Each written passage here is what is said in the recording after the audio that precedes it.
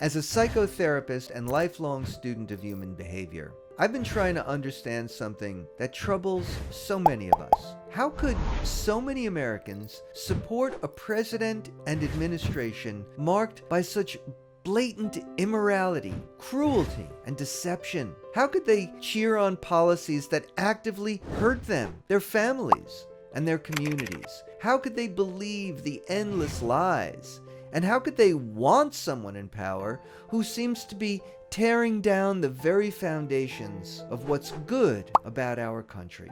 I want to share some facts revealed by my research that will help answer these questions.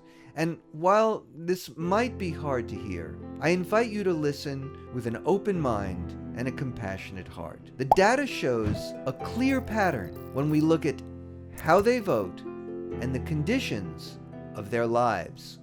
Across counties and states in the U.S., we see strong correlations between MAGA voting and higher rates of obesity, drug addiction, chronic disease, low educational attainment, low social engagement, and poor mental health. People who are uneducated, sick, addicted, obese, anxious, depressed, and lonely tend to vote for Trump. This is strongest in Mississippi, Alabama, and West Virginia. In the most graphic example, West Virginia, which is the state with the highest percentage of these problems, was also Trump's best state, where he won by a 42% margin.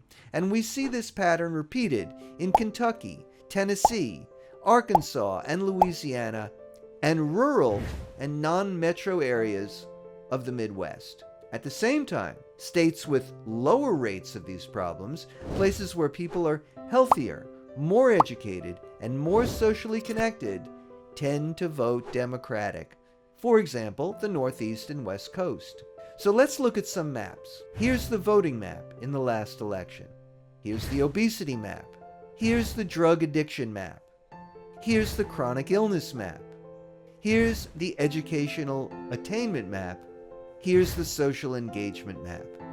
You can see the strong overlap between MAGA voting and the places where people are suffering the most from these problems.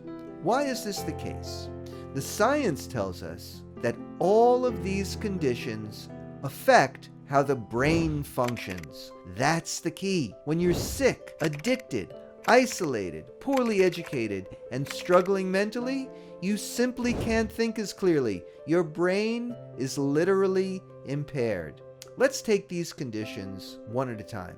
We'll start with obesity. A 2020 study published in Neurobiology of Aging found that people with higher body mass index, what we call BMI, tend to have less gray matter volume, which is the stuff in the brain that makes thinking and processing happen, especially in the parts of the brain called the prefrontal cortex and the hippocampus, which are related to decision-making, impulse control, and memory. A 2016 study shows that obesity can accelerate brain aging by up to 10 years. It's also linked to chronic, low-grade inflammation and insulin resistance, which are known to negatively impact brain health and are linked to higher risks of cognitive decline and dementia. Obesity compromises people's brain health. They make worse decisions, they can't control their impulses as well, and they have trouble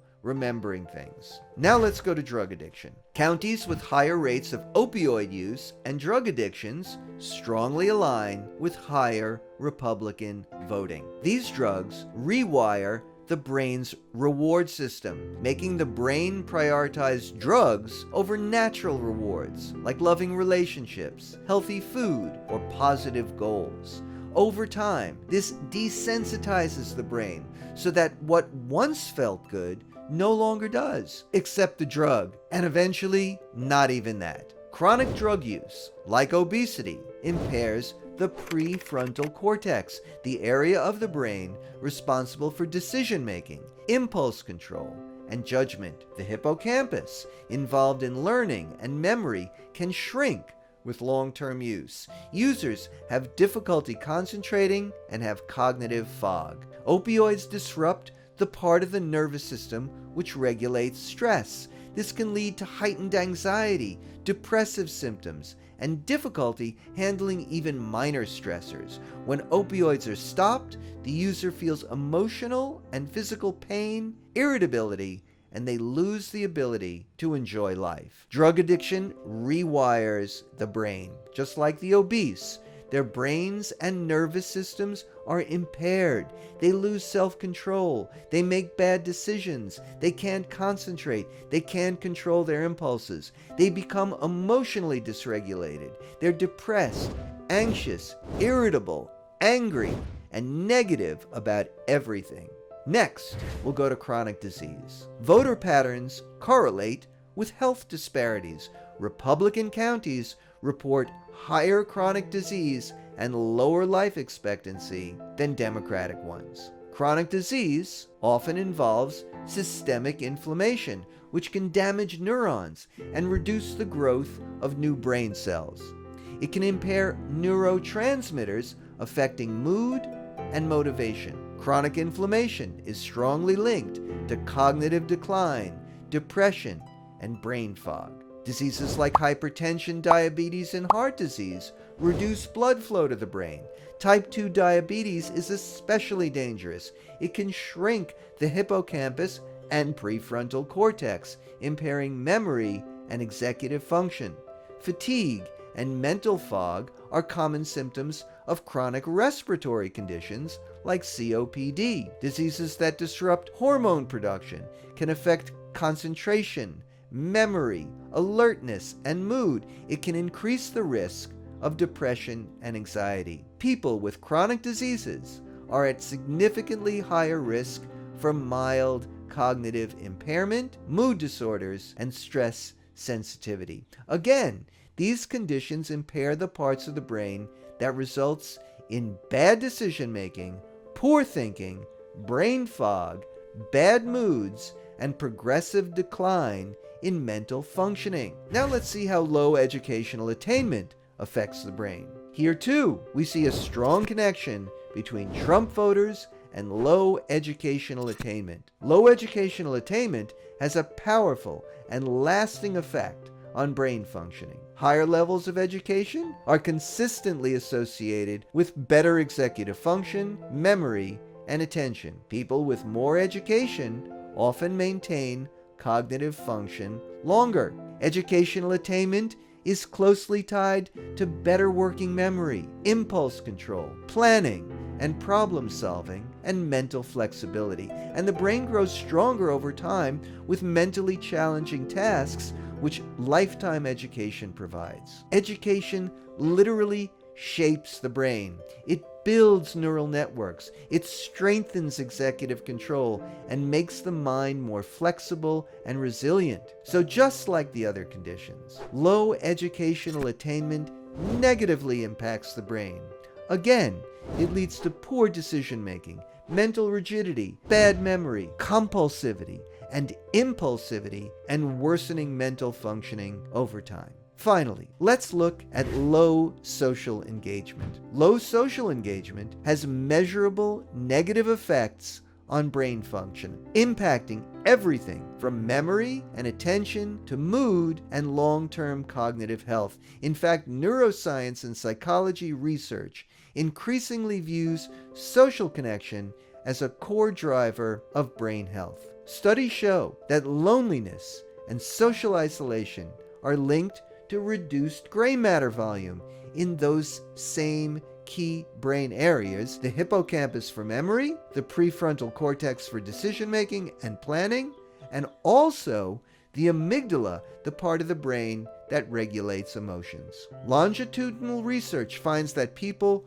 with low social engagement have a higher risk of cognitive decline, even when controlling for other health factors. Social interaction exercises executive skills like empathy and self-regulation. Without regular engagement, these abilities weaken, leading to decreased focus and attention, slower processing speed, and reduced problem-solving skills. Isolation leads to impaired memory, bad moods. The default mode network associated with introspection and social thinking becomes hyperactive and dysregulated in lonely individuals, linked to rumination and anxiety. So social isolation is yet another significant marker for poor decision-making, dysregulated emotions, an inability to understand ourselves, mental decay, and the ability to feel for others. So what conclusions can we draw from these facts? Poor health, limited education, drug addiction,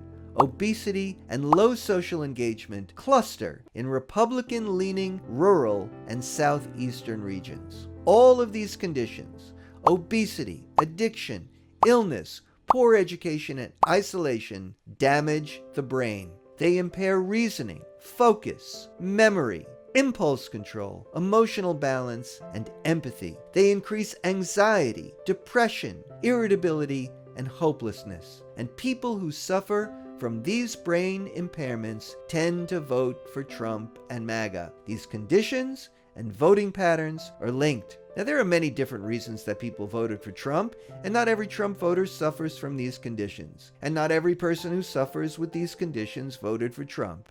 And to be scientifically rigorous, we have to admit that correlation is not the same as cause. Nevertheless, we see a clear pattern here. When we face the mystery of how so many people could be susceptible to the lies, manipulations, brainwashing, and betrayals of Trump and his administration, and could sanction their cruelties, lawlessness, and destruction of democracy, and vote against their own self-interest, the answer here is clear. The data suggests that many people who are voting for Trump are cognitively and emotionally impaired. This isn't about moral failure. It's about neurological, psychological, and physical trauma. When people are anxious, depressed, ashamed, addicted, malnourished, and alone, they can't think clearly. They're not capable of sound judgment. They're more likely to lash out, to cling to comforting lies, and to act impulsively. That's why we see people cheering things they might otherwise find immoral. That's why they ignore the truth and support someone who promises revenge, validation, and emotional relief. They go into that voting booth and act on impulse, acting out in rage because they're living in a constant fog and can't make smart decisions. Imagine how mentally impaired you would be if you had a number or all of these conditions. You would be easily manipulated and fooled by big lies and false promises, and you wouldn't be able to process a rational, logical argument. And Trump takes advantage of that. And here's a disturbing question. What if the people in power want it that way? What if the proposed cuts to healthcare, education, addiction treatment, and mental health care aren't just accidents, but part of a strategy that keeps people sick, uneducated, and desperate, because desperate people whose brains are not working right are easier to control. This is not a judgment of those voters. The folks in the South, rural areas, and other places who are struggling with these conditions deserve our empathy. This is a public health crisis, a mental health crisis, a human crisis. These are societal problems as well as personal ones, and we need to seriously consider their underlying causes and bring healing to those who are suffering. The answer is not to make them feel better by shaming and hurting others, nor by giving them false hope and then exploiting them, nor by making their problems worse when promising to make them better, nor by encouraging them to abandon their moral principles and act out in rage. Rather, as fellow Americans, we need to take collective responsibility and find real solutions for our brothers and sisters who are truly suffering, and doing everything we can to heal these debilitating conditions. We must look to the underlying reasons why so many of us are sick and put our energy into making those changes in our society that will bring about health in mind, body, and spirit. The solution isn't cruelty, shame, or false promises. The solution is healing our deep existential crisis that manifests in sickness of mind and body. Only then can we create a country where people can truly think clearly, feel deeply, and choose wisely. And that is how we heal our democracy.